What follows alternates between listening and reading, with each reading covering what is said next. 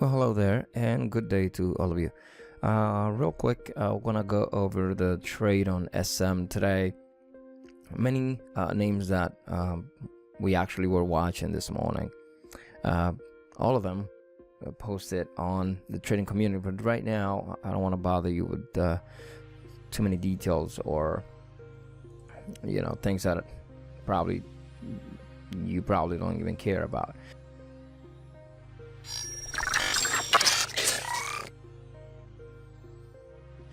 This morning and from last week, I was watching SM creating on the daily this nice pattern with higher lows, creating this nice flat pattern, this little triangle here.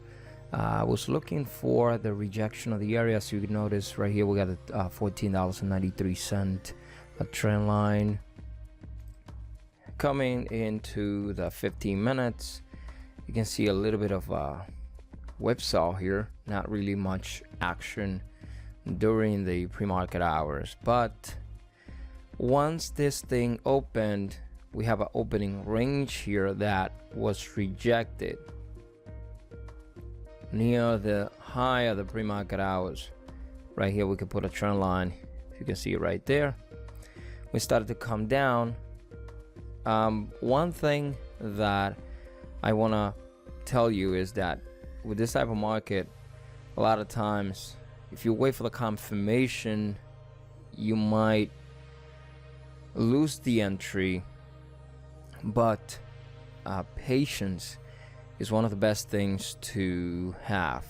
Last week I took 2 trades and I actually stepped in front of the trend, and they didn't really work out for me too well. So I gave out some of the gains that I took last Friday, trying to short BNGO when it was coming up to retest the VWAP, and I didn't really wait for it to retest the VWAP and come down again because it had a short sell restriction, so I had to short on an uptick. My mistake was that I didn't wait for it to come, retest, reject, and come up and retest again. So I stepped in front of the trend and I failed twice on that name last week, shorting it. Now, when it came down the first time, we had to look towards the left. You can see the low of this candle here on the 1 minute. Let me bring it a little closer. Looking towards the left, we have a low of 1428 and the VWAP here sitting at 1452. So we got a 1428 exactly by the penny right here. Retest comes up, retest the VWAP, comes down again. Look at the low of 1428, 1426 low, rejects the area, comes up again. Retest the VWAP on the 5 right here, because all of this nonsense was happening here. This is all this area there. So the second time that we retest the VWAP, well, if you don't count these candles of one, because we're looking for our retest one time and second time and then rejection. So it tested this area 3 times, 1 minute, 1, 2, and 3, coming down. So right here printed a nice bear flag pattern, looking for the $14 area. Right here, $13.94. That was the main idea, going towards that area there. Look at how on the 5 minutes it worked out pretty decent. Testing the area twice with a first one, comes down, gives you this range to stay pretty close to the area. Retest, break out, but rejection right away because we have a high of 1451 by 2 pennies, broke out. 1449 VWAP comes down, gives you a bear flag pattern on the 1, comes down, holds here, up a little bit of consolidation and breaks under again. So waiting for the areas to retest, and patience actually pays. The second time on the 5 minutes right here that it got towards the VWAP. If you look at this candle, it gives you a nice 50 cent towards the 14. Obviously, if you take the low of the 5-minute candle when it had this hammer here, obviously it's a little bit more because you went down to 13.94, so it gives you about 6 more cents under the whole dollar area. But towards that area, sometimes I don't hold too much unless I'm thinking that it's going to go to a 75 area or something like that, in which case I try to scale out, start taking half or 3/4 out and leave a little bit to see if it actually follows through towards the other area. That is, if you're thinking that it will go there. Looking towards the left, you have an idea where it found a prior support, a prior resistance, and you have an idea where the trend is actually going.